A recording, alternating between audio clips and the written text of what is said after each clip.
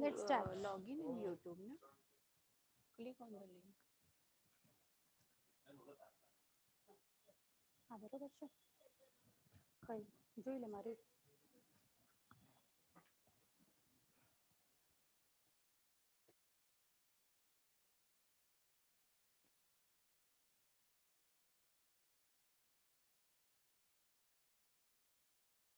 દેખાય છે. Good evening, everyone in India and Middle East.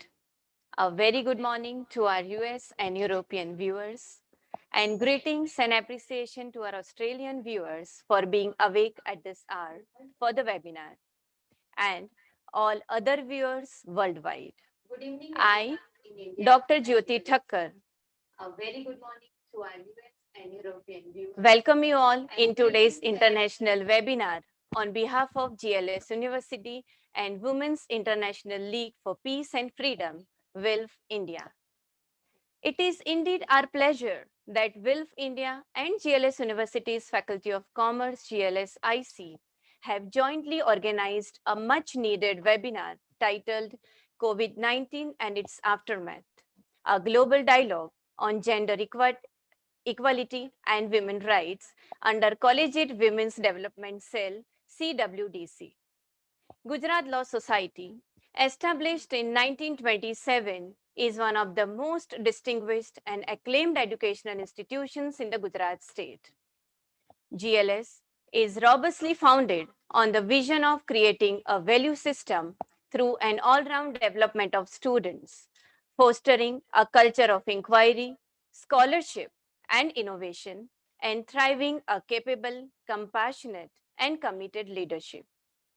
GLS University, with its rich legacy of Gujarat Law Society, is poised to become Gujarat's first globally pertinent university that promotes quality education through contemporary skill sets and training in futuristic verticals. GLS Faculty of Commerce, GLS IC, is a leading morning commerce college with its BCom and MCom programs, is one of the exceptionally coveted colleges. It boasts of hardworking and esteemed team of scholarly members of faculty. Students of this revered institute has brought laurels both in academic as well as para-academic fields with its modern infrastructural facilities. Having organized a successful national workshop last year, jointly by WILF India and GLS University, we have once again decided to meet on a common platform to discuss the burning issues after COVID-19 for women, which brings two thoughts in our mind. What comes from being infected and what comes from being affected. The COVID-19 is a global pandemic which has affected all the nations at economic as well as emotional level. If COVID-19 has proved to be a health hazard, the policies to curb the pandemic situations have proved to be a human hazard. Many nations imposed lockdown or restrictions in order to save human lives. But unfortunately, in some cases, some decisions have proved to be apocalyptic. Incidents and evidences are increasingly reported in media, showing that the policy of isolation and comfort confinement have led to increased levels of domestic and gender-based violence. Apart from this, one of the major problems is the exodus of migrant workers and daily laborers that has caused the aftermath that no government or policymakers had ever thought of. In order to understand the causes of casualties and the future of migrants and women, it is important for all nations to come on a common platform to address the issues through a common dialogue. Hence, Faculty of Commerce and GLS IC and WILF India have joined hands in order to create a common virtual space wherein a dialogue can be held to discuss the possible solutions for the victims of COVID-19 aftermath. This dialogue will focus on the present and future challenges at multiple fronts on both global and local levels. I once again welcome all delegates across the world to the international webinar under CWDC, jointly organized by GLS IC and WILF India. Friends, today in the webinar, we are blessed to have the only synonymous of Gujarat Law Society, Dr. Sudhir Nanavati, President GLS University, and Dr. Mandaben Parikh, President WILF India. Without their support and blessings, this webinar would not have been possible. We are fortunate to have the three great eminent speakers for the webinar, Ms. Jenny Olin, WILF Membership and Project Manager from Geneva, Switzerland, as a representative of WILF, Ms. Chandani Kapadia, COO GLS University, a great orator and a voice of India of the webinar, Ms. Rola Al Masri, WILF Manager, a gender expert from Washington, US, as a speaker of the webinar. They will enrich the webinar with their knowledge and unmatched wisdom. I, on behalf of GLS IC, thank all of you for your prize time. We also have Director Dr. Avani Shah, a strong pillar of Faculty of Commerce, GLS IC. In organizing committee of the webinar, we have Dr. Kavita Patel, Secretary, WILF Gujarat, myself, Dr. Jyoti Thakkar, and Dr. Nimisha Shah as a convener of CWDC, Faculty of GLSIC, Dr. Gaurang Prajapati, Dr. Naishal Rawal, and Professor CACS Devarsh Gandhi, Faculty of Commerce, GLS IC, for their unconditional help and technical assistance throughout the webinar. Before we proceed for the program, let us have a virtual journey of GLS University.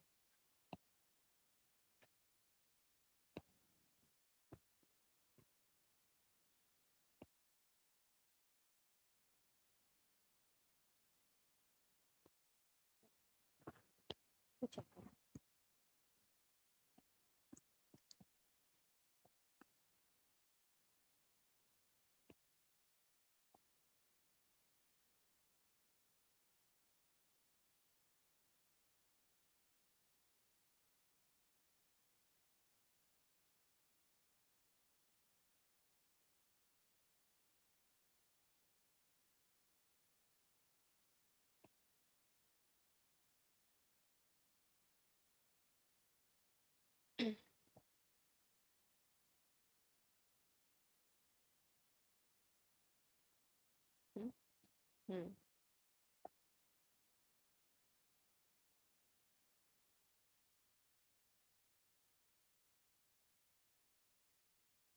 Volume.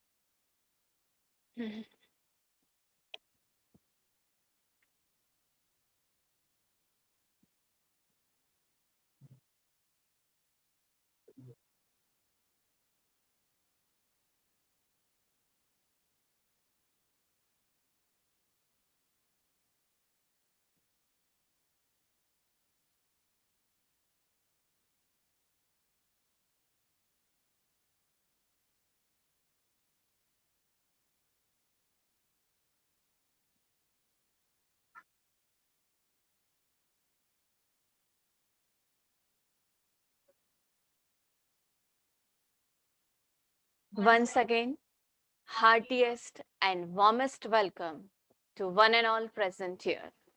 I, on behalf of GLS family, thank all of you for finding your precious time for us.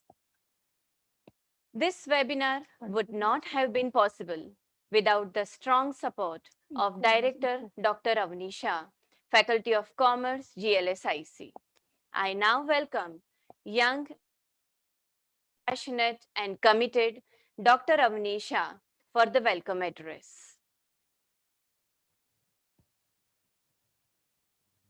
A very good evening from India to our dignitaries, speakers, national and international viewers all over the world. I, Dr. Avnisha, Director GLS Institute, extend my warmest welcome and heartfelt gratitude to one and all. I feel proud and humbled to be a part of this webinar on COVID 19 and its aftermath, a global dialogue on gender equality and human rights, jointly organized by GLS University and built under the Collegiate Women's Development Cell.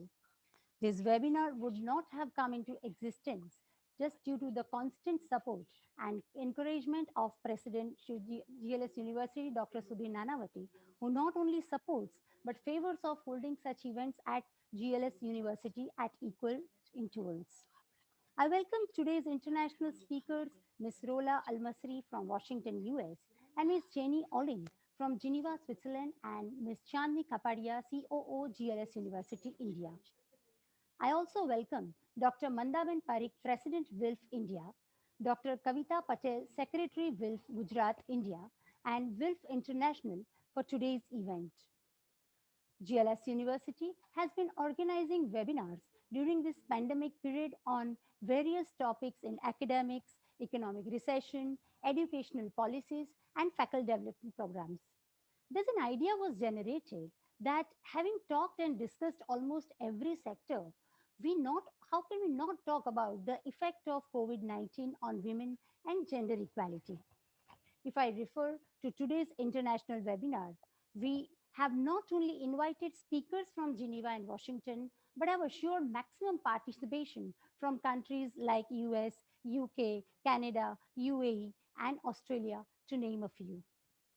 This overwhelming response overseas participation assures that amidst greatest limitations also, educational institutions like GLS uplifts its moral and social responsibility of connecting with the world, sharing knowledge and problems both.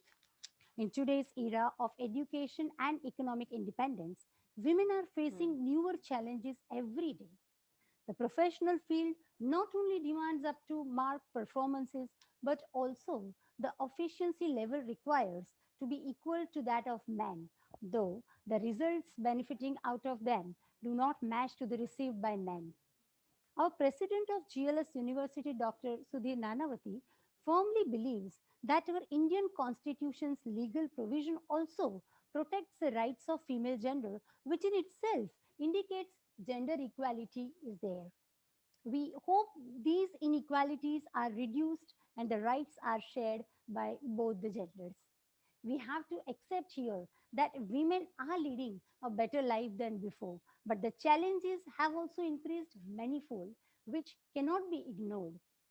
COVID 19 has mounted this challenge with job securities, added domestic duties, and various other personal and professional issues which normally females hesitate to share. We hereby believe that legal problems tend to be solved with a small idea. A logical, thoughtful process is all we need. The idea and intention here is not to challenge, to surpass man, but ask for equal rights. No rebellious attitude will ever solve any problem. Likewise, gender inequality cannot be sorted out by fighting, but by meaningful discussions. Definitely, an idea can be conveyed globally that more than nothing else, women need respect, dignity, and equal status in the society. In today's era of education and technological development, no field is spared where women have not proved their worth, and definitely the society has accepted it widely. But this pandemic has suddenly raised many newer challenges for women, which needs a thoughtful introspection. This webinar will definitely give a peep into the unspoken problems, and this global forum by GLS University and WILF is an assurance that entire world stands in the honor of the bold and the beautiful. We at GLS University feel secured, humbled, and taken utmost care of in this safe environment. But just because we are safe, we cannot ignore the problems women face across the world. Thankfully, WILF is an international forum working vigorously in the favor of women, and thanks to GLS University for joining hands in the social cause. The single forum of 2 hours may not solve the problems, but can definitely initiate some wind of change. By initiating a dialogue at the end of our segment of speeches, will enable all the delegates to share their views and questions in the chat box and the email box, which our experts will try to answer. Lastly, on behalf of GLS University, I welcome all our male participants who have joined this webinar across the world, as without your active participation, we cannot change the gender imbalance. We together can reduce this parity gap between the two, and hence we respect your existence and expect the same from you. To conclude, I'm hugely grateful to GLS management and President Dr. Sudhir Nanavati. Special thanks to Ms. Chandni Kapadia, COO GLS University, who has been the guiding force with her support and care in organizing this seminar. Special thanks to Dr. Bhalchandra Joshi, Provost GLS University, and Dr. Dharmesh Shah, Registrar GLS University at this occasion. Thus, I welcome you all once again and conclude my address with a note of gratitude to all of you. And once again, congratulations to GLS University and the management that amidst a lot of limitations and challenges of COVID 19, GLS University manages to find out not only solutions in the problems, but converts the adversities into opportunities. Thank you all. God bless you and wish you all have a long, healthy, happy life. Thank you so much, Avni ma'am. Dr. Sudhir Nanavati, an architect of GLS, a visionary who has the ability to dream big, a noble human being who has miraculously made lives of thousands of his employees brighter and more beautiful, a highly successful legal luminary, a role model for innumerable people around, a creative mind with revolutionary ideas, and a rare leader with a combination of vigor, vitality, and vision. I now request Dr. Sudhir Nanavati, President GLS University, to shower his blessings on us. Good evening and welcome to this wonderful webinar organized by Faculty of Commerce, GLS University, Ahmedabad, India and WIF India. I take this opportunity of welcoming and conveying my sincere gratitude to all the speakers who are going to present their views on the subject gender equality and women rights.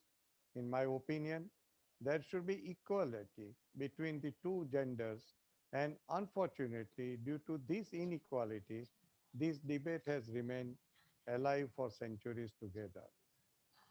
Before I express my views on the subject, let me take this opportunity of saying something about Gujarat Law Society and GLS University, since I understand that the honorable speakers as well as many participants are from outside India also. So for their benefit and understanding, Gujarat Law Society was established in the year 1927 by the founders with an intention to provide proper education in the field of law, and the said founders were well-known freedom fighters like Sardar Vallabhbhai Patel, Ganesh Mavlankar, and many others. In this journey of 93 years, Gujarat Law Society has expanded its educational activities and in 2015 established a statutorily recognized private university known as GLS University, where education is provided in different faculties like law, business management, commerce, computer science and technology, design and the research activities. I'm proud to say that today, in almost all faculties, the institutions managed by GLS have earned good name and credit in the field of education, and for this credit goes to the heads of the institutions, faculty members, and heritage value over 9 decades of establishment of Gujarat Law Society. With this background, let me also take this opportunity of congratulating Dr. Avnisha, director, as well as the faculty members of GLS Institute of Commerce, who have gone beyond their curriculum and have organized such a live subject, that is COVID-19 and its aftermath, a global dialogues on gender equality and the women rights. I'm really thankful to the authorities of WIPS India who have associated with us for this international webinar. In my mind, we need to talk about the women's rights to make the laws from time to time for the protection of women's rights, organize such type of webinars and discussion on different types of platform is only due to inequality between men and women. And this is the issue not only in India, but it is the issue required to be resolved all over the world. To explain this, let me take example of different languages where the word woman is used. In English language, the spelling of woman itself suggests that man is a part of woman, as a man is included in the word woman. If you take Hindi language, which is the national language of India, you will find the word patni, that is woman or wife, which also includes the word pati, that is husband. So the word husband is included in wife. If you look at Sanskrit language, you will find the word nari, that is woman. And for male, you will find the word nar, that is the male, included in the word nari. What I want to say is that the word woman itself includes man into it. In other words, man is nothing but a part of woman, which even the word of different languages suggest. Then we talk about creation of anything and everything of nature. The creator of everything is God. God has created the whole world, mountains, rivers, human beings, birds and animals, and so on.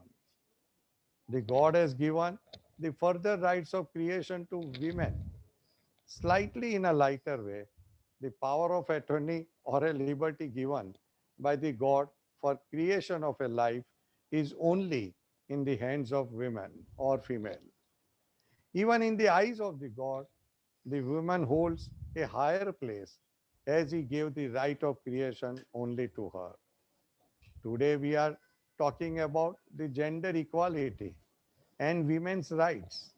By profession, I'm a lawyer and have come across various types of protection laws for women rights as well as the infringement and breach of the women's rights. Personally, I feel that these rights are also an insult to the dignity of woman as it should not be given to her. It's hers to take, and this should be inborn in every man. To explain myself, there are special reserve seats for women. Why should there should be a reserve seats? A man should automatically respect women and get up when he sees her. However, I do feel that there should be very strict laws for sexual harassment of a woman or rape or insult to a woman's dignity. There should be either the life imprisonment or capital punishment after a reasonable remedy of defense is given to the accused.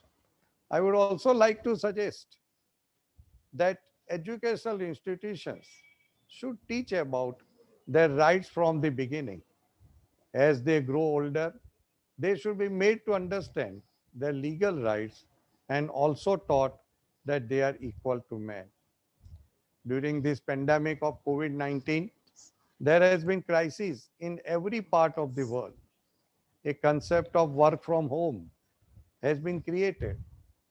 Looking positively at this situation, it has given a chance to each and every one, that is men and women, to spare more time at home and with each other. Hope this altogether has made men realize how much work a housewife puts into her daily chores and respect her even more for that. I think this is a such current topic where we can discuss and talk for hours. I would like to conclude by suggesting that there should be equality amongst all humans, and a woman should be respected as she is the most beautiful creation of God. With this, I am sure that the experts who are going to give their views on the subject will definitely help each and every participant who are participating in this webinar. I also take this opportunity in expressing my gratitude to the other speakers, that is Dr. Manda Ben Parikh, President WIF India, Dr. Jenny Olin, WIF Membership and the Project Manager, Geneva, Switzerland, Ms. Rola Al-Masri, WIF Manager, Washington, US, and my colleague, Ms. Chandni Kapadia, CEO, GLS University, India, and of course, last but not the least, Dr. Avnisha, Director, Faculty of Commerce, GLS University. Thank you very much and best wishes and best luck to this webinar. Thank you.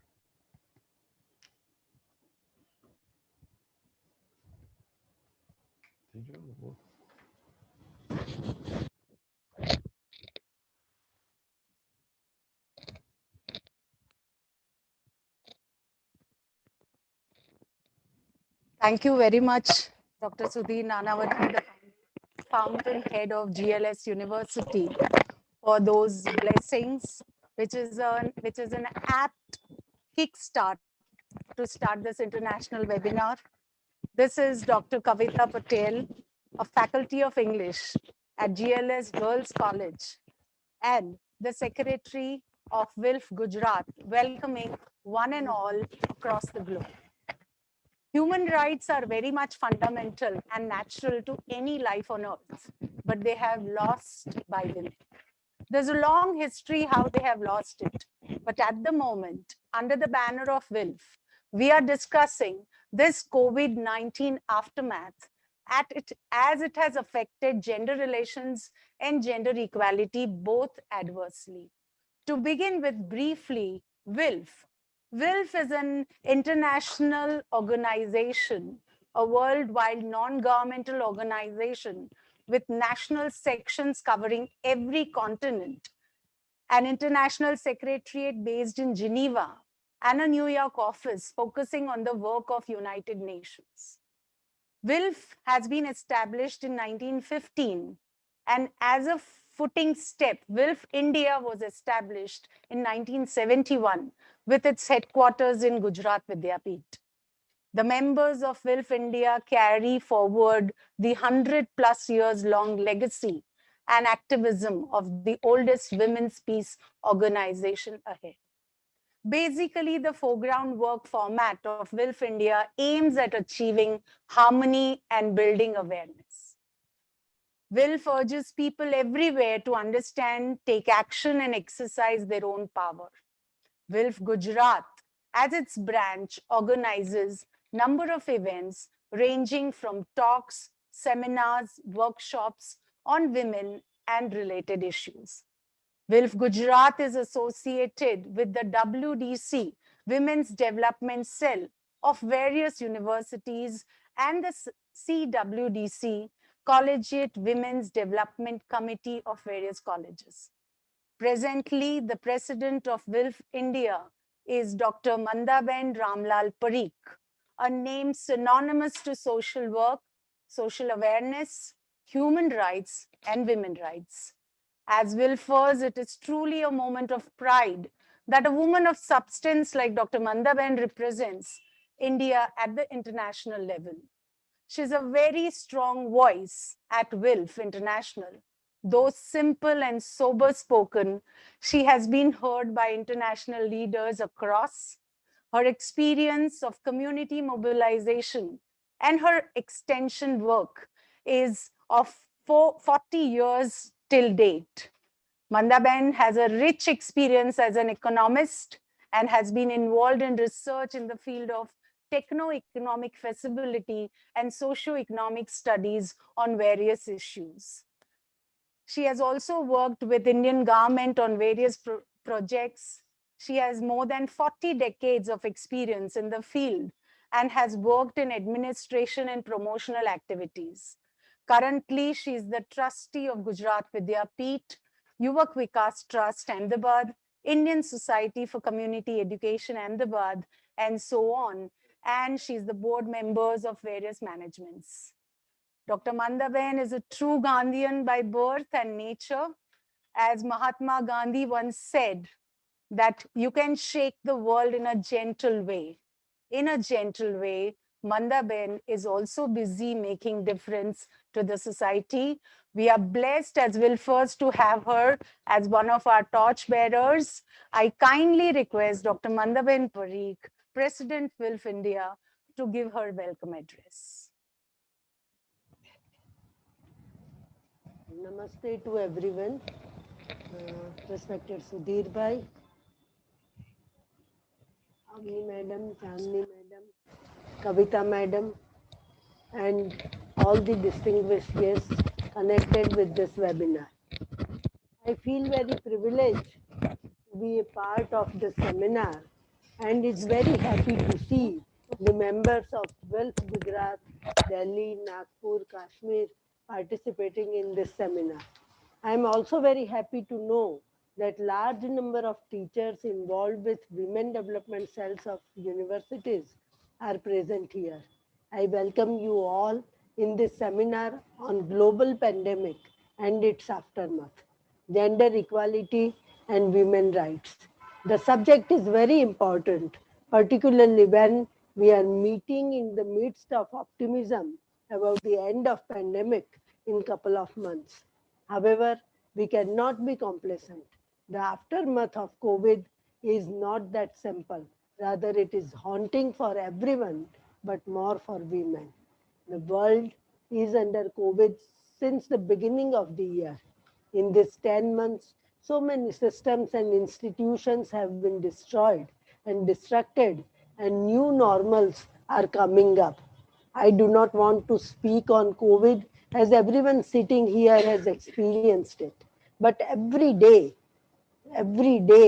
brings new examples of the ways in which women are being left behind by the world's response to the pandemic. There are women as laborer being turned away from overburdened hospitals, domestic workers whose lost income won't be replaced by stimulus funding, adolescent girls who cannot continue their education online because their community is thrown at the sight of a phone in the hands of women. The women are discriminated, intimidated, belittled, harassed, and physically assaulted in the name of religion, social customs, economic compulsions, or emotional attachments every day and everywhere. There is no part on this globe where this is not happening.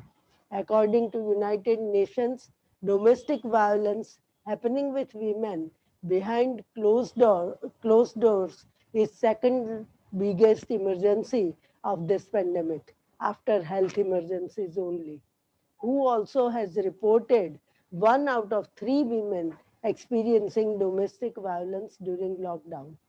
Growing national spirit and competition to get the vaccine, trade wars, rising inequality and unemployment, and divisive tendencies of the government will again affect women more than the men. In spite of this, absence of women is crucial decisions regarding policy programs or its implementation is visible. And this is very unfortunate that in spite of so many years struggle, women are not given their appropriate place. This webinar is to let world know that the gender equality is not a side issue. It affects entire society.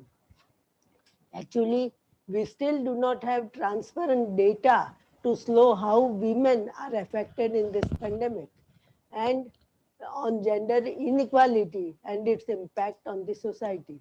But that does not mean that it does not matter. The issues are enormous, and distinguished speakers of today are going to speak about it. So I am not going into the details of this. But there is a group of people who always argue that we should table conversations about gender equality at this moment until we get through the emergency. But the disease and its effects are not gender neutral, they are gender sensitive. How can we be gender neutral in the response to pandemic? We cannot wait for some magic to happen and everything will be settled. No, no. We have to work hard. We have to see that gender inequality has increased and has become a cause of manifold social problems and increase in violence day after day. Gender imbalance is the root of gender injustice, and gender injustice is the root of all injustice taking place in the world. When child see injustice happening in his own family, his father or his brother, by male members, he learns to justify it instead of getting out of it. Peace is the mantra of survival. Removing inequality without violence is challenge for us. We have to correct ourselves inch by inch and have to take lead in creating a new world that we want to live in.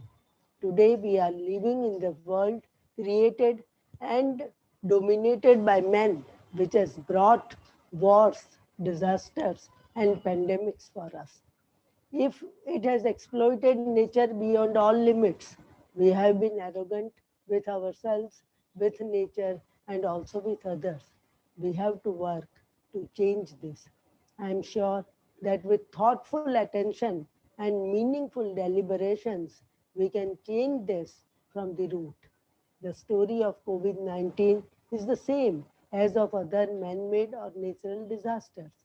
Let us learn from this pandemic to be sober and tolerant, more compassionate, and better connected with the world.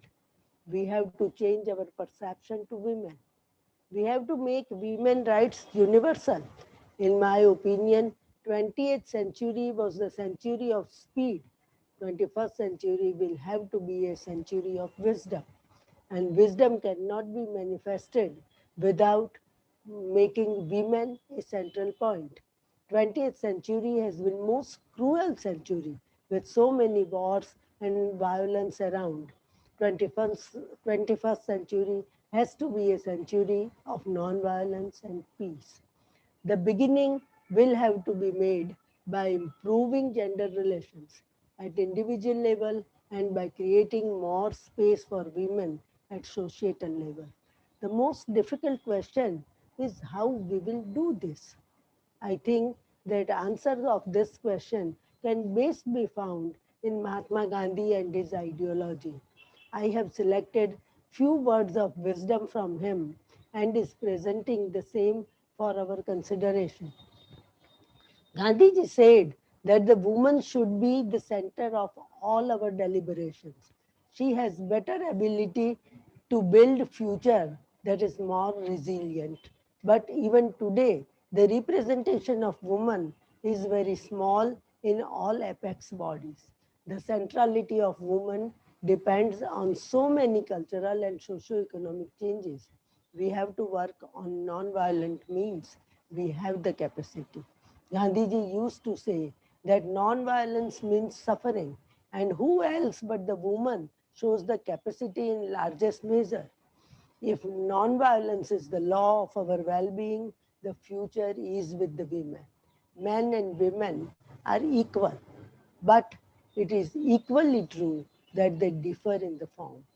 They are complementary to each other. Women need not to go on the same path that men walked all these centuries. Gandhiji further says, emancipation of women depends more on women. They have to make all out efforts to change themselves and demand rightful place. Women must cease to consider herself as the object of man's lust. And until and unless women understand this, I think it is very difficult to reach at the gender balance. Men will have to dispossess all the rights as husband. He opposed all harmful practices like female infanticide, child marriage, parda, dowry, polygamy, sati, repeated pregnancies, permanent and pathetic widowhood, illiteracy, wife beating, and verbal abuse, etc. We cannot achieve anything without removing such practices from the globe. I hope we will deliberate and give serious thought to this. I take this opportunity to regret that Jarina Salamat could not join because of connectivity issue. Otherwise, she would have given the picture of South Asia together. However, we have Rola and Jenny here. I welcome both of you. Their presentation will throw new light on the issues that we are discussing. And the end, let me say few words for WILF India also. As Kavita said, WILF is 100 years old institution with headquarters in Geneva. It is fighting for women rights and gender equality, which is still a distant dream. It enjoys consultative status with United Nations and have members across the globe. WILF India started its working under the patronage of Dr. Krishna Ahuja Patel in Gujarat Vidyapit, an institution established by Mahatma Gandhi in 1990s. In last 2 decades, four more branches were established. Basically, it's a group of women who believe that women should get their legitimate right to take part in the decision making or implementation at every stage. They should have freedom to make their own life, their own world. We are in international webinar. One thing that pandemic is stealing from us is the emotion of brotherhood, our connection with each other. We have to remember this. Srimati Ilaben Bhatt, the world-renowned women activist and founder of Seva, has put this in very nice words, and I would like to repeat it. I quote, I am not alone. You are bound to me, and I am to you. Together we form this world. Like oceanic circles or rooting branches of great banyan tree, we are all bound to each other and to the land. Therefore, the sweetness you pour into our relationship will nourish my life. We are under one sky. We breathe a common air. We draw water from the common ground. We eat the produce of the same earth and sustain you and me. Let us acknowledge this bond between us, the world sustained by the sum of all our correlated actions. And that is why we now need a global dialogue. Let us reaffirm our faith in this bondage while ushering in the post-pandemic period. Thank you very much. Thank you, Sudhir Bhai and management of GLS University, also to Avni Ben and Kavita Ben. Thank you, Elena, Rola, Jenny, and Jarina. And thank you all those who are participating. Thanks.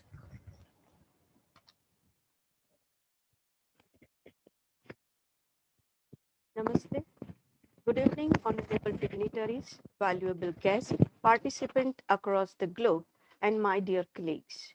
I, Dr. Nimisha Shah, convener CWDC, Faculty of Commerce, GLSIC, extend a very warm welcome to one and all who have joined us virtually on the occasion of an international webinar on COVID-19 and its aftermath, a global dialogue on gender equality and women's rights, jointly organized by Faculty of Commerce, GLSIC, GLS University, and Women's International League for Peace and Freedom, WILF India. The COVID-19 pandemic is harming health, social, and economic well-being worldwide, with women at the center. Women are leading in the field of healthcare and services to the society. And out of them, 70% women are exposed to high infection. At the same time, women are also shouldering immense household responsibility and taking care of children and face high risk of job, loss of income, and increased risk of violence, exploitation, abuse, or harassment during the times of crisis and quarantine. Today's webinar is only a small step towards the journey of COVID-19 and its aftermath. We hope through this webinar, we will all move towards a more equal and humanist world. I repeat, not a feminist one, but an equal and humanist world. We must also realize and recognize that leadership and competence have no gender. To get more insight of this issue, we are going to have this global dialogue on above said topic.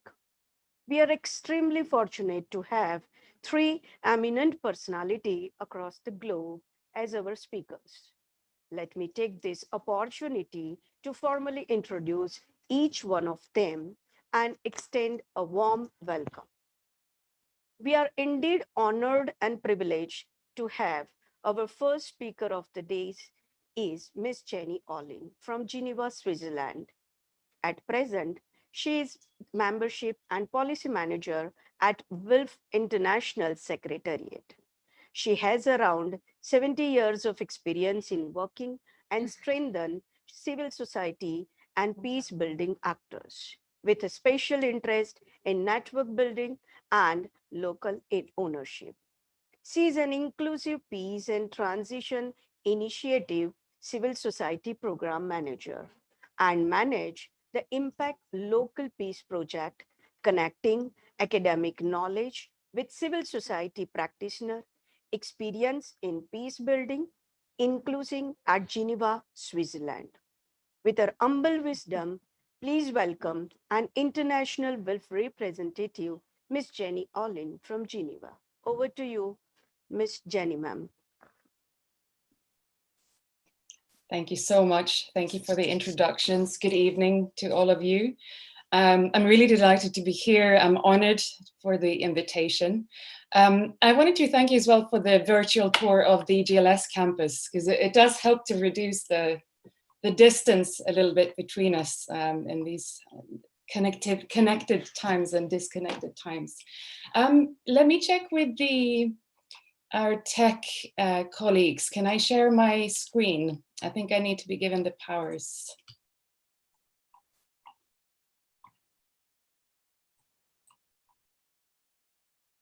So that I can share my PowerPoint.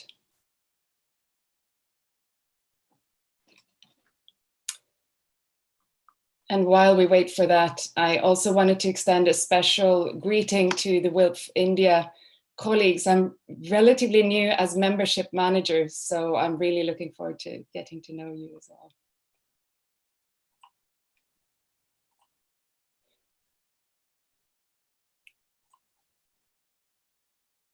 So currently I don't have the ability to share my screen.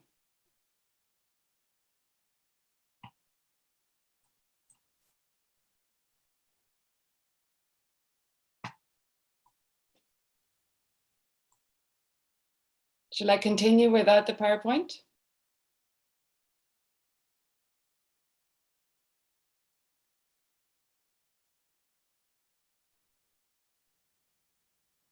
Colleagues, would you like me to continue without the PowerPoint? Yeah, ma'am. Sorry? Yeah, ma'am, you can continue. Yeah, shall I send you my PowerPoint instead? Is that better? Yeah. Okay, just bear with me.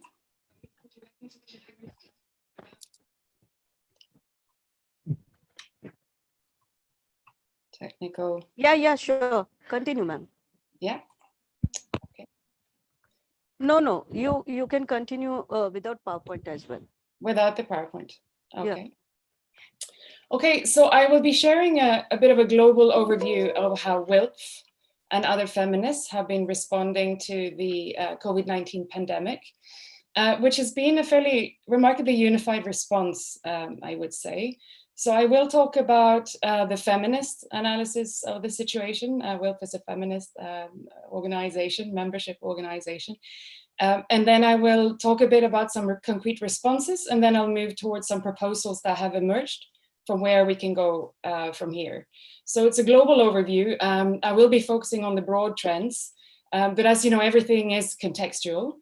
And so I'm really delighted that my colleague Rola Al-Masri is here today as well to give you a flavor of what some of these trends can also look like more concretely in context. So just that as a bit of a disclaimer. That I'm going quite broad. So WILF has been following, sharing, also developing feminist analysis of the situation. We've run a blog series, we've had a sort of Trello notice board open to everyone. We've had global calls with members, webinars with other organizations. And what feminists everywhere have noted is that the pandemic is really exposing the fault lines in the current world order, in current societies, and it's really worsening existing inequalities, as some of the previous speakers already mentioned. So I think we can say COVID-19 is not just a health crisis, it's a health issue. It's a profound shock to our societies, our economies, it's a justice crisis, it's a governance crisis, and so it's happening on so many levels.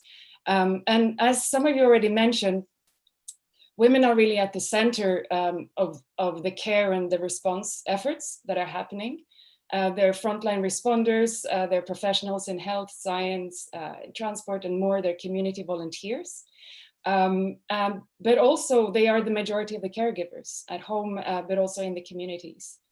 So as a result of that, they are also at increased risk, not only of infection, but all of the other risks that have been mentioned already: loss of livelihood, less access to sexual reproductive health, increased risk of domestic violence, and so on during the crisis. And that's why we're saying we need a feminist analysis, which at WILF, we base it on political economy analysis. We've also developed a guide to documenting and analyzing responses to COVID-19. So that activists around the world can also develop their own analysis that they can act on as part of their advocacy. So one of the things that we tend to look at is, how did we get here? What are the root causes? And we're really trying to look at the underlying trends that have tended to exacerbate the situation in so many places in the world. And the first thing that we would like to point the attention to is really on militarism, which is diverting resources from healthcare and all of the other welfare systems that we need in our society. So collectively, governments around the world are investing nearly $2 trillion a year on militarism, at the expense of public health infrastructure, at the expense of research and all of the other aspects that we need for social well-being. So where these infrastructures exist, we're seeing that they're unable to cope with the crisis. It follows years of underinvestment, while the defense spending and the arms race have accelerated. So again, just to give you some comparison, the global campaign on military spending have shown that one fighter aircraft can pay for 3,244 intensive care unit beds. One submarine can pay for over 9,000 fully equipped ambulances. So we're really looking to expose the imbalance of where we are putting our priorities.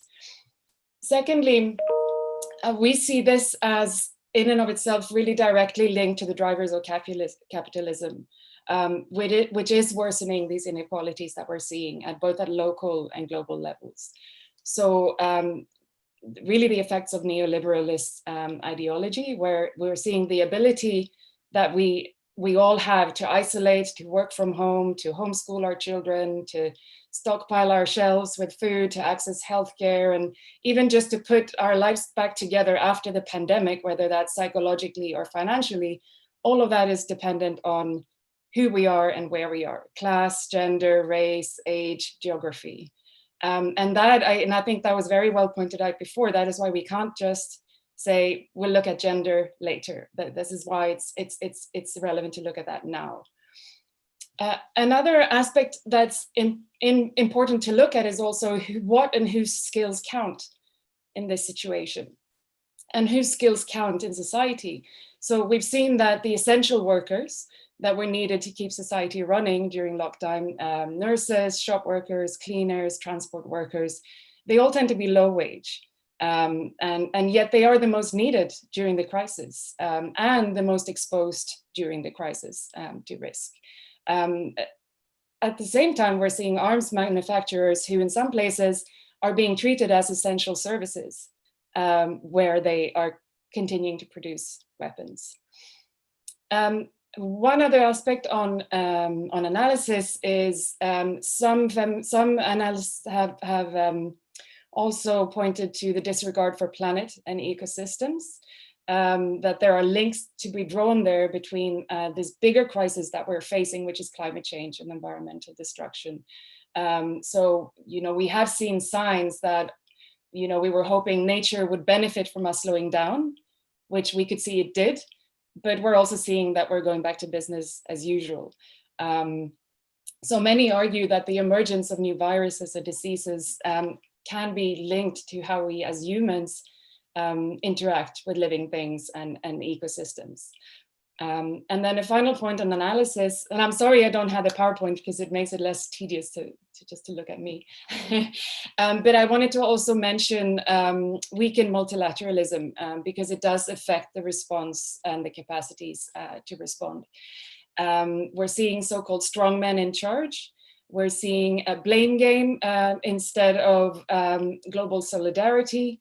We're seeing a general disregard for the risks of vulnerable groups. And someone mentioned migrant workers, and that's definitely the case, absolutely here in Europe. And all of that as long as the elite is safe. So those are all underlying issues that are kind of brought forward by our analysis, because without looking at the underlying issues, we can also look at what the proposals are to move forward. So then I'm going to talk about some feminist responses, and I see those along three broad lines. Firstly, along the line of solidarity and community care. And you will hear more from Rola about this as well, on how that pans out in the Middle East and North Africa. But for example, we're seeing in the African web sections, the activists there, for example, in Cameroon, Burkina Faso, they are using the trust building skills that they have from their peace activism, and they're using it for public health campaigns. So they're dealing with a lot of disinformation and mistrust, and this mistrust has increased during the lockdown because the governments have in some places been quite repressive. So they're using their peace building skills to access communities and to make sure that they are spreading awareness on health, health regulations and protection. They've also there's a lot of attention also to access to information, so hygiene measures, protective equipment, but even just basic assistance to communities. Activists have been crucial in pointing out the inequalities, for example, the digital divide, which means that not everyone can access the information that is put out. The inability to access some basic things like water to follow the hygiene rules in vulnerable communities. So yeah, in some cases, we're just seeing peace builders turning to very direct assistance of people, because people literally can't put food on their tables. And here we're seeing the grassroots communities, grassroots networks are really essential. So social media is important, but grassroots networks are possibly even more so. And a final point on solidarity and community care is the recourse for domestic violence victims. So making sure women are organizing to make sure that the information is getting out on how to, or who to turn to get help when the situation gets violent at home. Again, lots on social media, but also there are quite a lot of really innovative ways, creative ways for reaching victims. So for example, in France, women that are exposed to violence, they can go to their local pharmacy, they can use a password to signal help. So there are lots of ways that women are organizing to respond in solidarity. And maybe just to stress in solidarity, it's beyond kindness for us. It's a political intention and statement about the system that we find ourselves in, the collective intention to transform it. Okay, so secondly, on feminist responses, we're seeing activism and advocacy.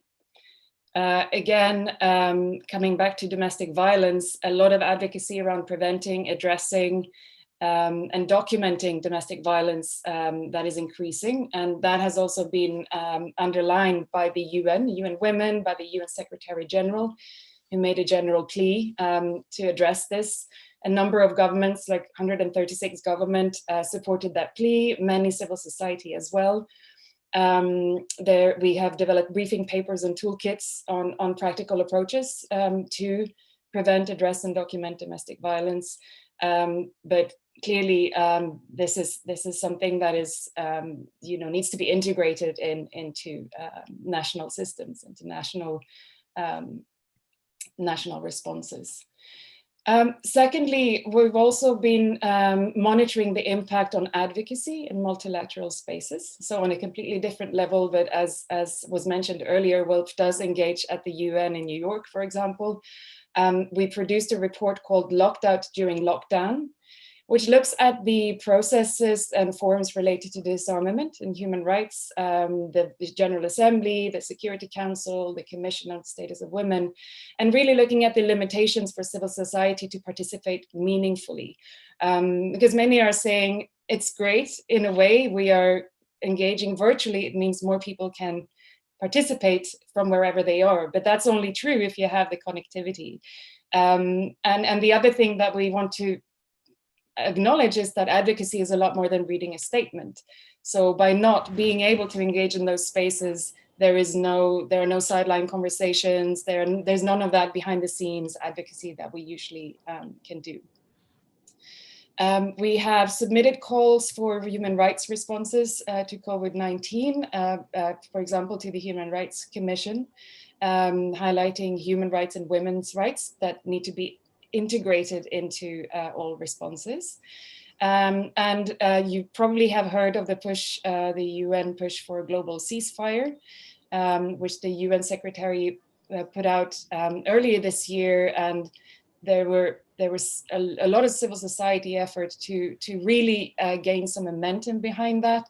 There were even some armed groups and governments that got behind that, but unfortunately that we lost that momentum with the Security Council really not able to act, blocked by its own interest and really protecting themselves rather than moving forward on a global ceasefire. Then a third category of feminist responses is resistance. First of all, really trying to resist the war narratives that we're seeing. My colleague Ray Aikson, she puts it very, very well. She says, having invested so much for so long, both financially and intellectually in militarized security, we now face the situation where militarism becomes the answer to every perceived and actual threat. And I do think so much of the rhetoric, and I'd be interested to hear if that's reflected in India, but a lot of the rhetoric that we've come across is about nationalist and militaristic formulas. And we really need to resist to be co-opted into a kind of solidarity that romanticizes war, that romanticizes the military, where we kind of stick together for the common good. Because the flip side of that is what we're already seeing. Certainly, I can attest to that from Europe. We're seeing an exacerbation of racism, of xenophobia, of outsider-insider mentality. And we need to resist. And our colleagues in Wolf Spain, this is what they're saying. There's no need for weapons. We need water, we need soap. We don't need soldiers, we need health workers. We don't need helmets, we need medical masks. So again, resisting that narrative. And also resisting the militarized responses, because this is where we have our capacities at the moment are the militaries. So they have been mobilized and deployed to enforce curfews, to enforce law and order, and they've been glorified in the process. So, you know, we have to open our minds to what does an alternative look like? What would it look like if we invested in a solidarity corps that was actually equipped directly for disaster relief, for public health. And then finally on resistance, Civicus have been monitoring the shrinking civic space.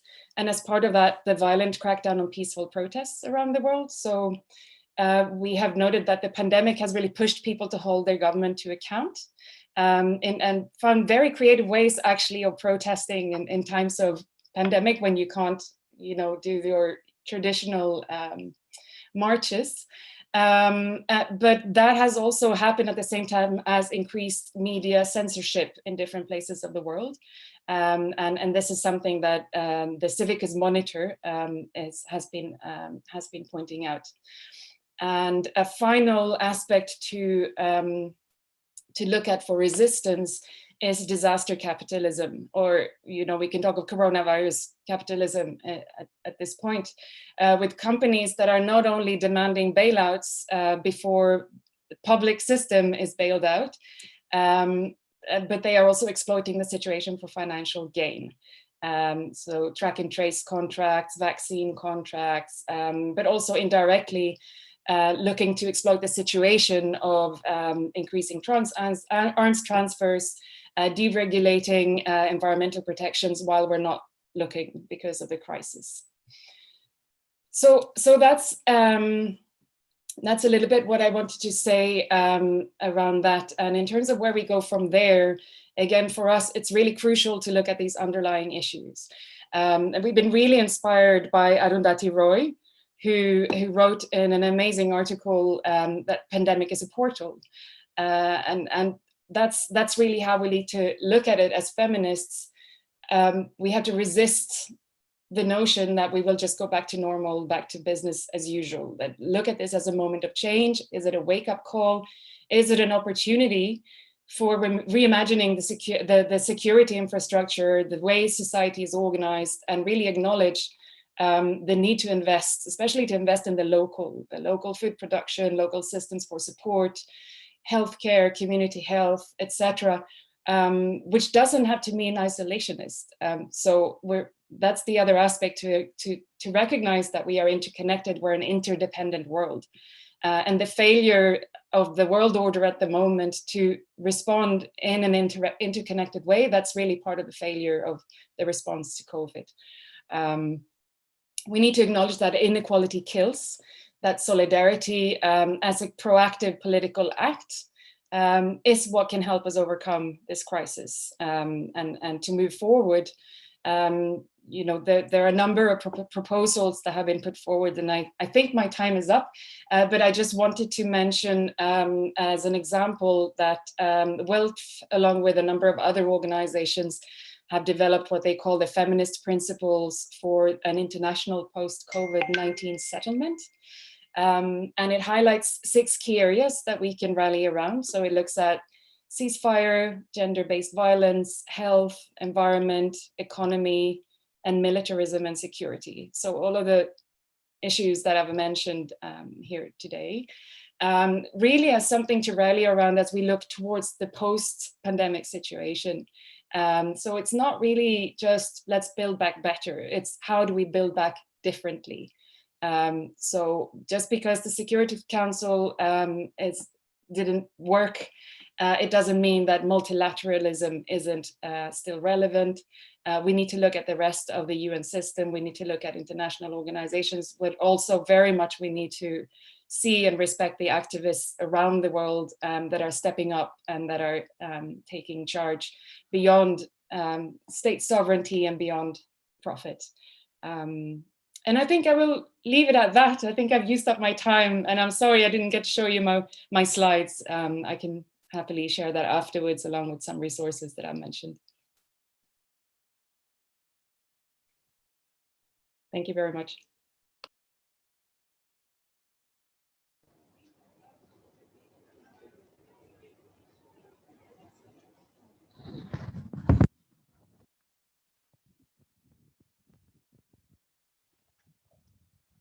Thank you, ma'am.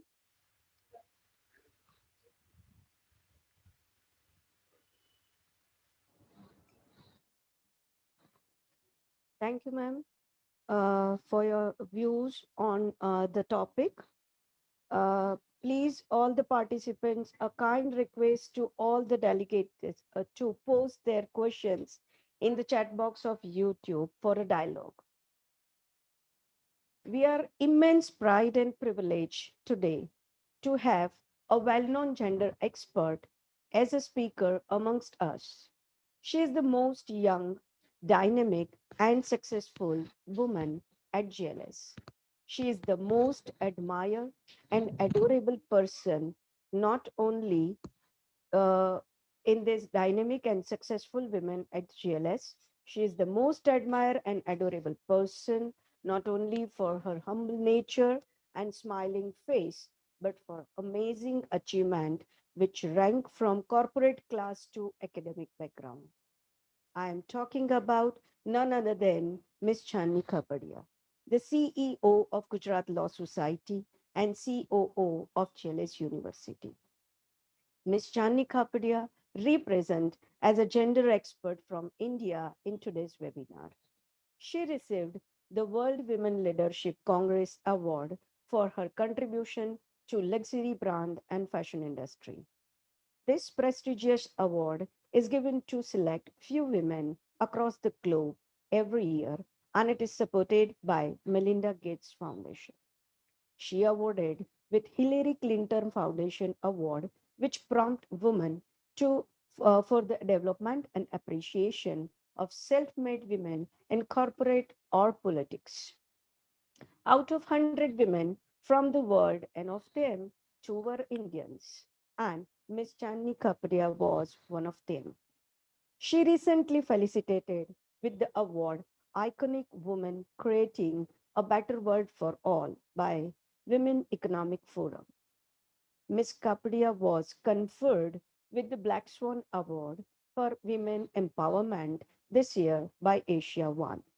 The award is recognized by UN Global Compact, and Indian government is dedicated to gender equality. She also awarded with an Indian Achievers Award for CEO of the Year in September 2020 for her outstanding professional achievement in education and brand management by Indian Achievers Forum. Please welcome Ms. Channi Kapadia, gender expert from India. Over to you, ma'am. Thank you, Nimisha.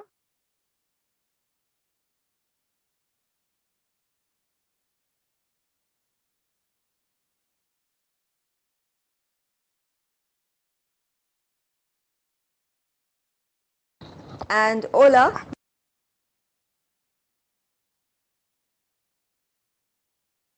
University, Dr. Sudhir sir.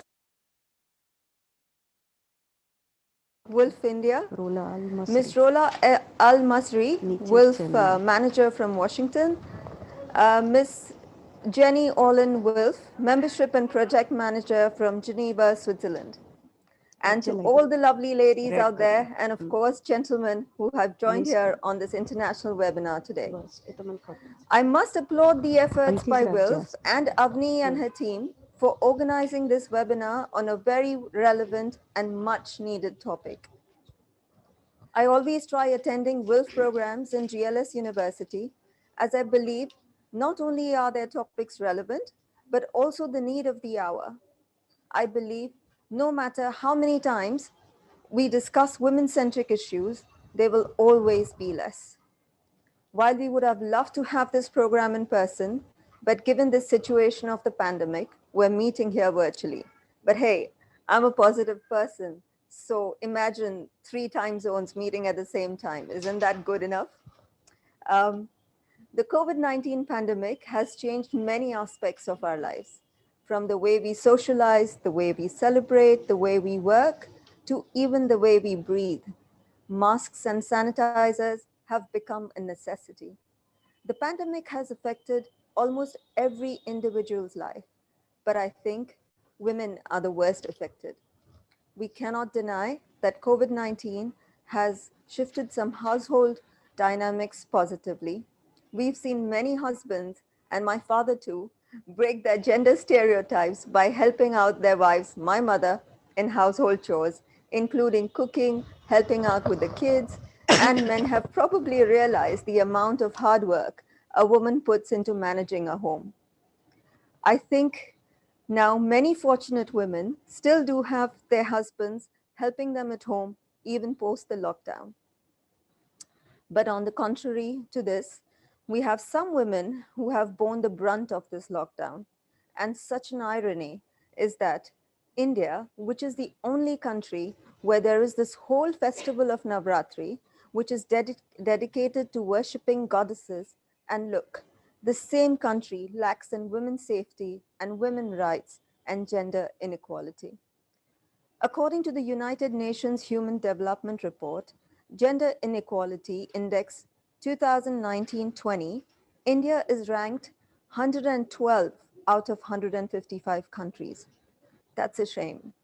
Looking at the figures, we have a big reason to worry as a country and as women of India and as women globally, and to think about in our scriptures and Hinduism, like I mentioned before, women are worshipped. What an ironic situation it is. As aptly said by Michelle Obama, excuse me, no country can ever truly flourish if it stifles the potential of its women and deprives of the contribution of half its citizens. Excuse me.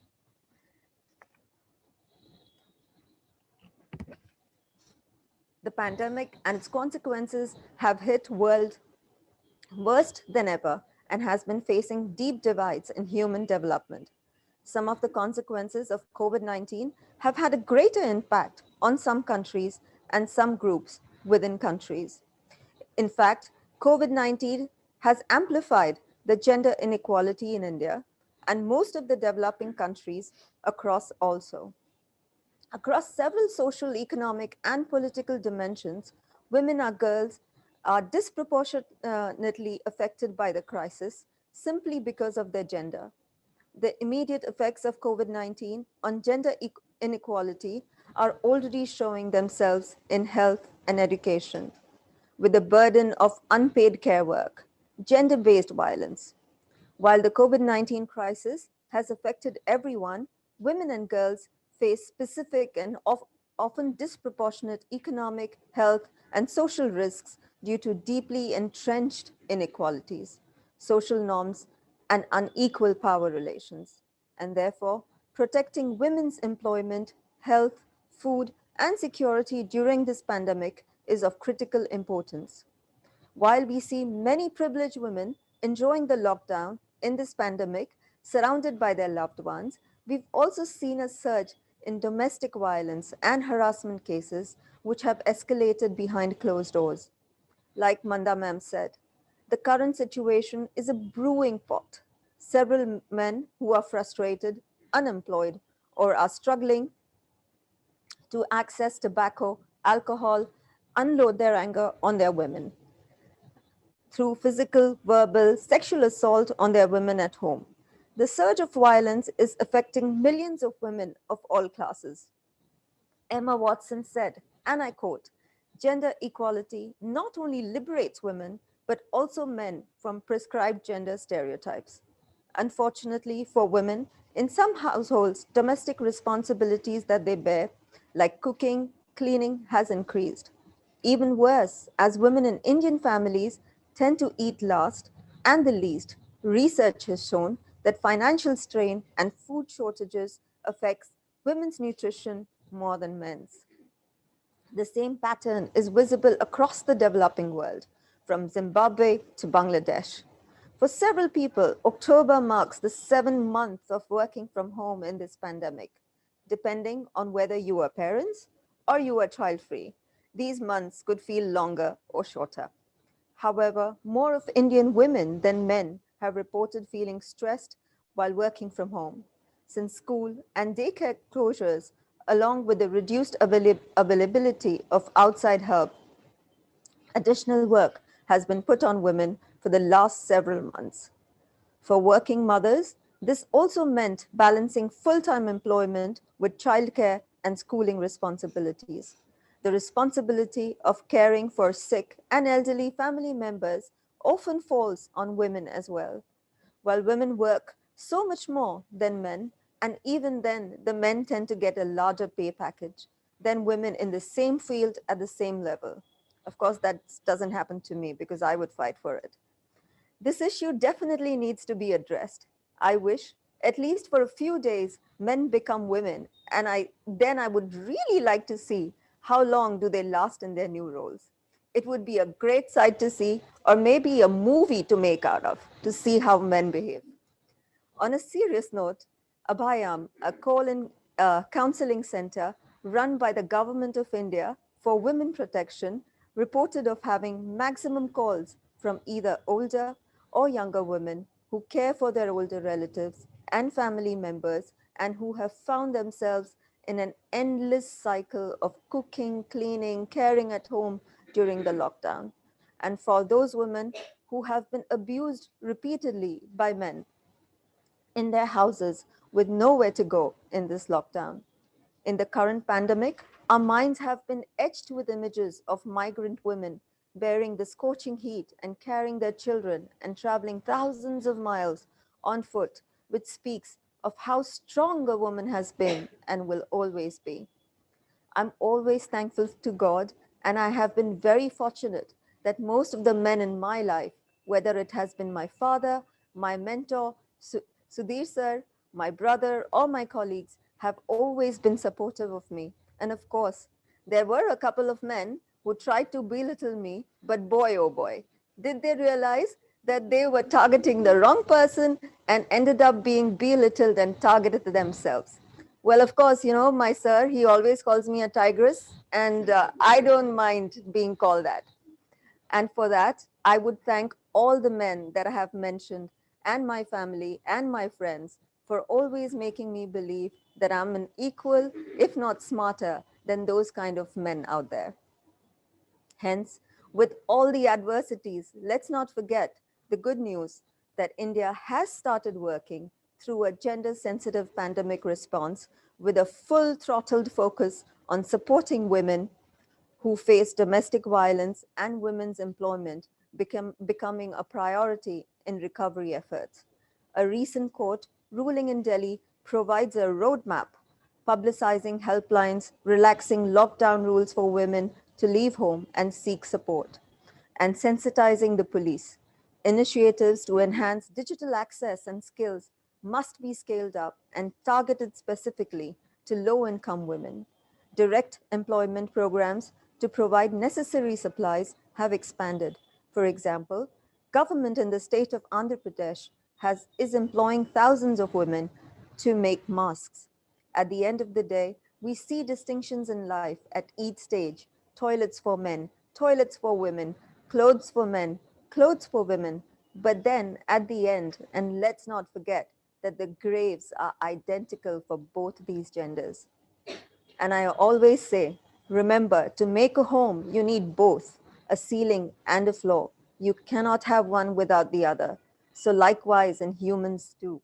So, let's collectively make efforts to bridge this gender gap and have equal skies for men and women to fly high and soar, equal pedestals of rules and identities for all genders. Both men and women should feel free to be sensitive. Both men and women should feel free to be strong. It is time that we all perceive gender on a spectrum, so two opposing sets of ideas.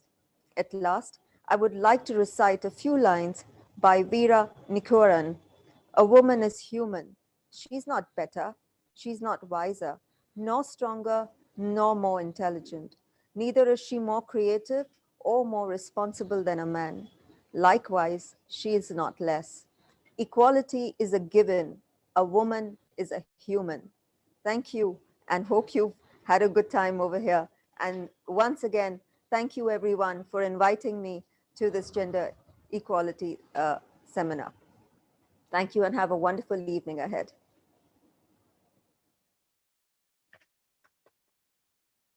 Thank you, Chani ma'am, for sharing Indian scenario globally so that everybody come to know and your views about gender equality. Thank you so much, ma'am.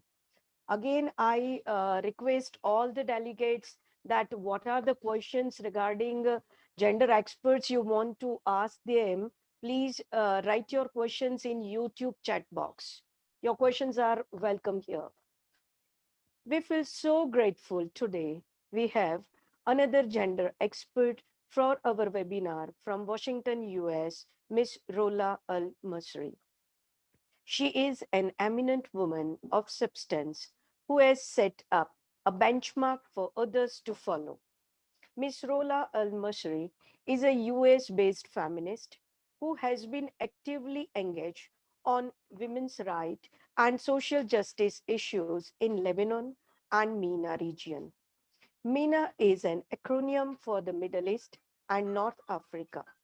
Currently, she is MENA manager, Women's International League for Peace and Freedom Wolf, a gender specialist with over 16 years of experience in organizational development and result-based management in both development and emergency setups. She works with NGOs and governments to build capacity in gender equality and women's rights in Lebanon and MENA region. She has performed gender analysis, gender audits, and managed gender strategies. Ms. Rola has able to steer ABAD GBB programs and teams to achieve high quality results. She has passion and commitment in prompting women's human rights with the ability to write high quality analysis and needs assessment reports. She has authored plethora of research papers and articles, especially on gender equality in MENA region.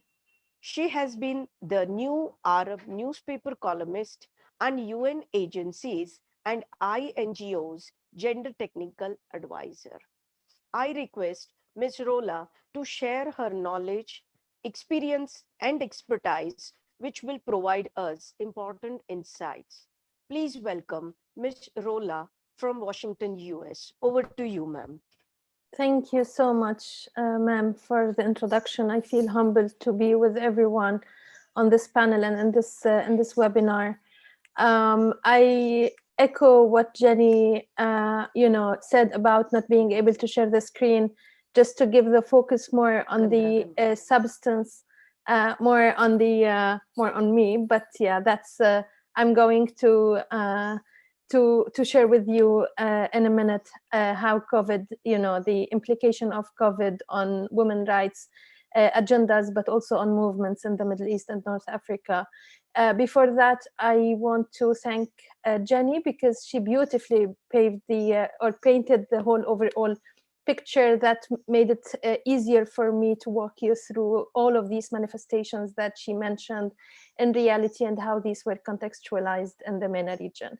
If I want to take you to the MENA region, to the countries and the diverse, context in the MENA region, I would like to share the fact that some countries in the MENA region, especially that will work with, are witnessing active conflicts. This is the case of Yemen, this is the case of Libya, this is the case of Syria. Some countries are suffering from post-conflict situations such as Iraq, other countries, such as the case of Lebanon, are being highly affected by an economic turmoil, but also political one, with the overall situation in the MENA region. This has made the whole COVID response in the MENA region, or I would say that this has made COVID an enabler. COVID an enabler in the fact that it shed the light on what the infrastructures and the pre-existing contextual challenges, the status of these challenges and pre-existing infrastructures, the way where are the fault lines exactly. So it enabled the kind of, or it shed the spotlight exactly where are these fault lines existed, as Jenny mentioned. I before showcasing how these, you know, these fault lines were or took place during the lockdown, but also aftermath, I just want to share with you that the official response to address COVID outbreak in the MENA region was either absent, completely absent, as if it was, or complete denial around it. In other countries, it was weak, it was random, inadequate, or elitist. They kind of imposed stay at home and stay safe policies, where the least safe place was you know, where the least safe places were homes for women, and social distancing was not possible in overcrowded population or populated camps, like the case of Iraq or the case of Syria, where IDPs or just, you know, there's this they live in a very compounded areas. Actually the layers or the fault lines that COVID have, you know, has unpacked or shed light on, as again, as Jenny mentioned. So I would start by the militarization and the militarized response to COVID, the way the virus was securitized in most of the MENA countries, and this cannot but be seen due to the authoritarian regimes that have been in governing or in governance for over you know, like 50 years or even more. This was manifested in the unjustifiable arrests and detentions of journalists or activists or women human rights defenders who shared information about COVID, or who tweeted, or even you know, who talked about it, like the case of journalists who were arrested in Egypt because they reported about the number of cases or the rise of number of cases. The enforcement of the stay-at-home policies were enforced through using militarized practices to ensure curfews or to pay fines for those who do not comply with these policies. There was the normalization or the romanticization of the military, as in the case of Egypt or in the case of Palestine, given that the army would be the protector of the population against the virus. That's absurd, of course. And then the way, and most you know, importantly, is how the virus was leveraged as a weapon of war in Yemen and in Syria, and the way, you know, the internet or the access to water were weaponized, they were denied, and they were controlled by fighting parties, and also by the regimes or the governments, for them to kind of impose further security control and surveillance and restrictive measures over the population. The patriarchy that has been covered in most of the presentations earlier is the way it was also, you know, it manifested itself in being more of an oppressional system or an oppressive tool on women through violence, through isolation, through sidelining gender and feminist issues, through the fact that, and this has manifested in Egypt, mostly in Iraq and in Lebanon, the way where women rights and feminist organizations addressing the increase in the domestic violence, when they are to pursue all the access to justice processes for women survivors, they were not able to, because all the justice system just came to a halt. You know, they couldn't, they as part of the lockdown, all of these systems were, you know, just stopped to work. and that has greatly affected women survivors, but also put more stress or even pressure on women rights activists and feminist organizations in the MENA region, trying to find ways to secure safe shelters for women survivors, because some shelters are run by the governments, and the governments just decided that these should be part of the lockdown and hence should stop being functioning. So the whole absence, or the whole as I said, the sidelining of these issues as if they are not important, they are not a priority, has also made more pressure on women, and put them more or have had them more exposed to violence, but also to all forms of injustices. Capitalism, as also, and thanks to Jenny's presentation, it's in the way the for example, continuity of business over business as usual, for example, was favored over the livelihood and safety of most vulnerable groups. Healthcare systems are collapsed, economic disparity is on the rise, and the feminization of poverty is also increasing, because women were the first actually to be subjected to arbitrary dismissal, particularly in the service sector. There is these disproportionate burdens and impacts on women who work in the informal economy, and women heads of household, and those engaged in subsistent or informal work to support their families. All the measures of lockdowns and all the measures of stay at home, they couldn't just simply work with these women. They need to work in order to provide for their families. So all the way the response was either elitist or capitalist, or just for the sake of continuity of business, have impacted or furthered the marginalization of already marginalized groups. I will definitely shed light more on the way what our partners call the politics of the virus. Politics of the virus is where it was used because of the pre-existing, as I said, contextual problems and challenges, especially in countries with ongoing conflicts.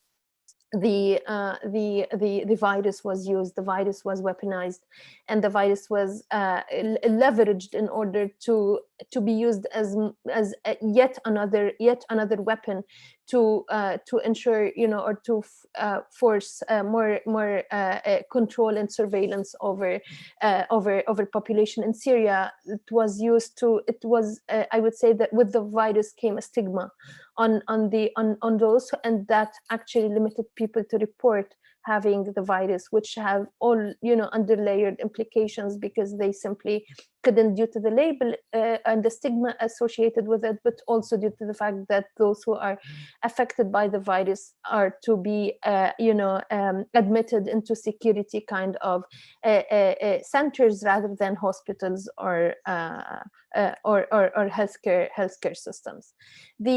All of these I would say infrastructures, or all of these compounded existing structures that the virus just came and as an enabler spotlight on these, the implications or the impact on feminist agendas was definitely high, as also shared by other presenters. The main issues that came to the front line are the care economy and the economic security of women, with all the burdens. I will not just just to reiterate what was mentioned, but won't go into the details on that because it was covered. The increase in sexual and gender-based violence, and the neglect of sexual reproductive health and rights.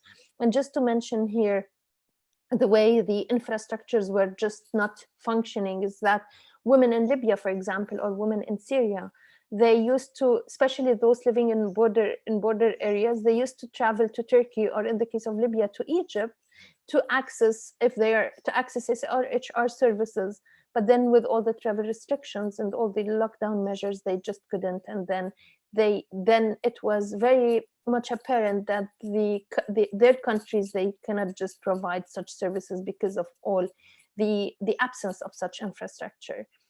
one of the other issues that are affecting or that is on the rise in the MENA region is the active targeting of women human rights defenders, the censorship and the silencing of women activists, and then the heightened risk of marginalized and for marginalized and disadvantaged groups, namely for the communities, the LGBTQI community, women, migrant workers, all the problems they are facing in countries such as in Lebanon or other Gulf region.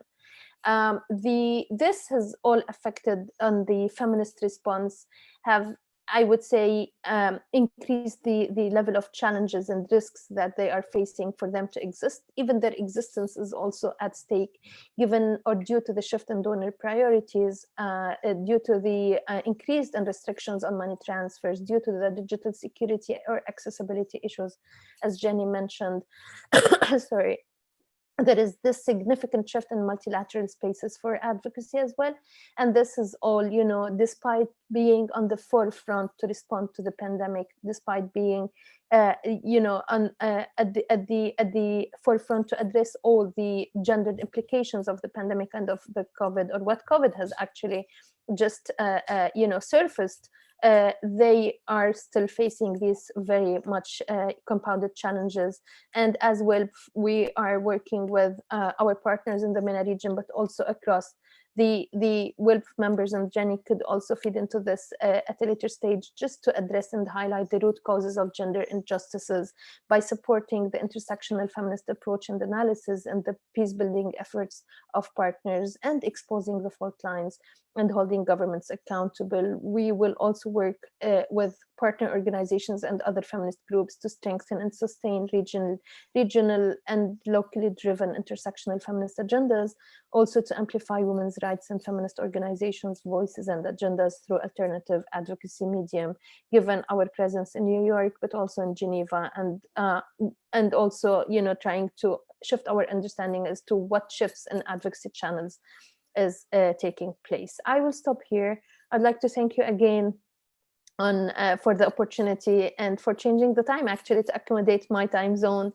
I feel really humbled to be with you all. And yeah, thank you all. Thank you so much.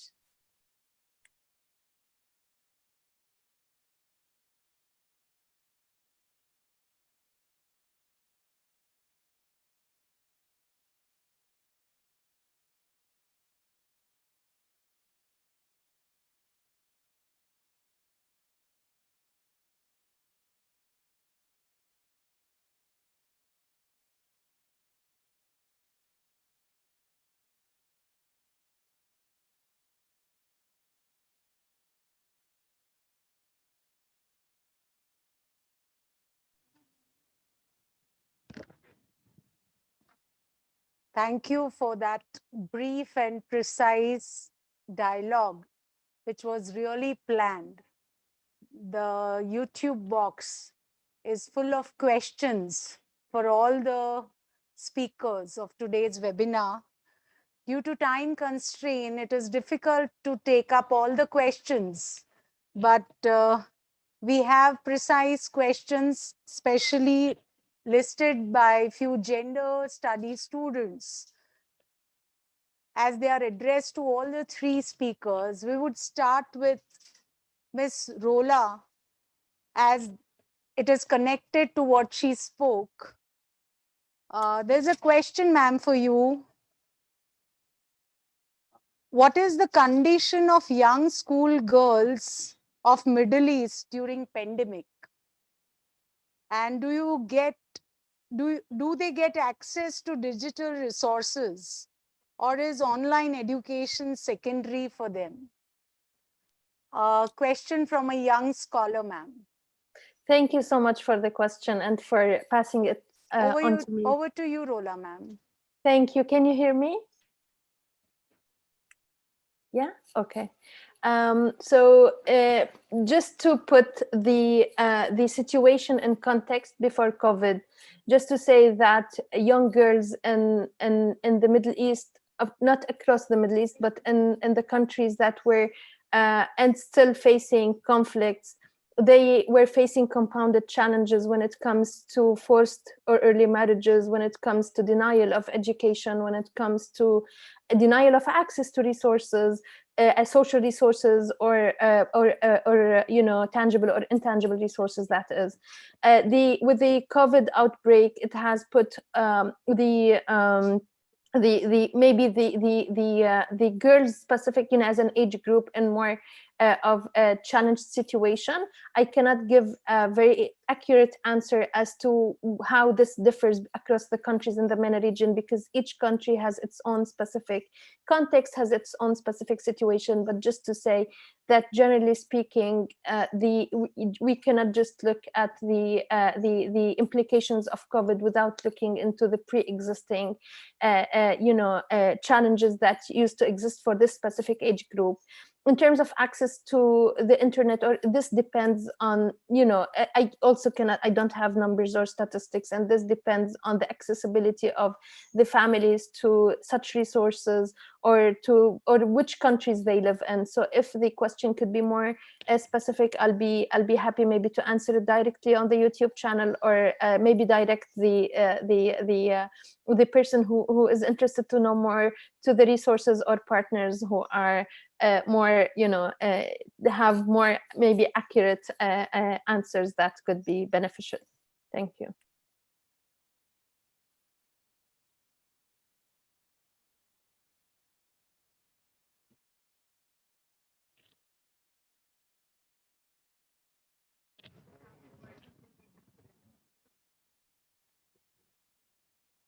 Thank you, ma'am. There's one more question. It is addressed to Ms. Jenny Olin. For you, ma'am, this question: how do we gender sensitize new generation, especially the teenagers, post-pandemic? Because the lockdown has either reinforced gender roles or has highlighted the superwoman roles of working women. Over to you, Jenny, ma'am. Thank you so much. And I'm glad we're talking about young people and girls. How do we sensitize? Honestly, for me, the first thing we do is we listen. We listen to young people. I've seen so much in feminist circles, this kind of age gap where we tend to assume that young women need to be, of course, we all need to be educated and we need to raise awareness, but girls and young women do have a lot of awareness already. So I think for me, the first step is to listen and to enable girls to mobilize amongst themselves and to have that debate about what's affecting them amongst themselves. So that to me would be the first thing. And then of course, the second aspect, which activists around the world and many in India are working on, is to really influence the education system. Because it's not just about girls, it's also about boys. So how, and women who are raising boys and who are raising girls. So how are we influencing that educational system, the curriculum, in a way that we are moving away from these really kind of militarized, entrenched gender identities? Thank you.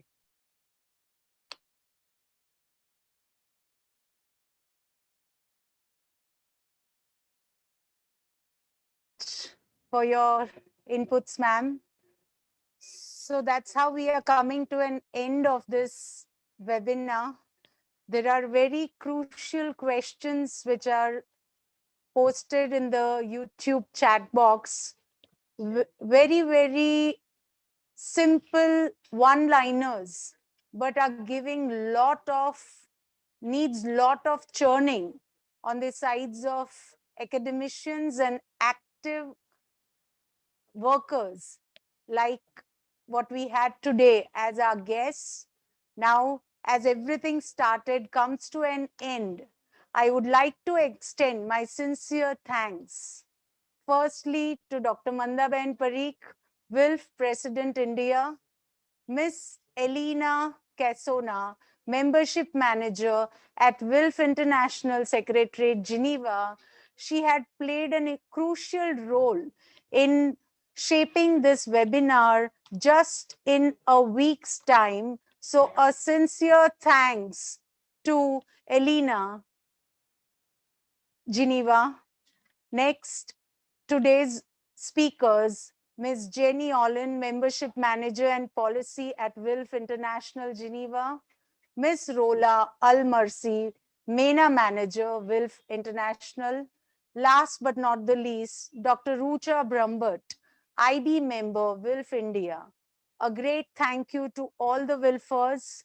Last but not least, WILF Gujarat is thankful to Dr. Sudhir Nanavati, President GLS University, for providing a democratic platform where all voices can be heard and importantly, various issues can be heard across the region.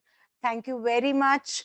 I sincerely thank Shri B.H. Joshi, Provost, GLS University, Dr. Dharmesh Shah, Registrar, GLS University, Ms. Chandni Kapadia, COO, GLS University, as well as today's gender expert at India, Dr. Hitesh Ruparel, Director General, GLS University, Dr. Avni Shah, Director, GLS IC, Dr. Jyoti Thakkar, Dr. Nimisha Shah, Dr. Gaurang Prajapati, Dr. Nishal Raval, Professor Devarsh Gandhi, all teaching and non-teaching staff of GLS IC to make this a grand success.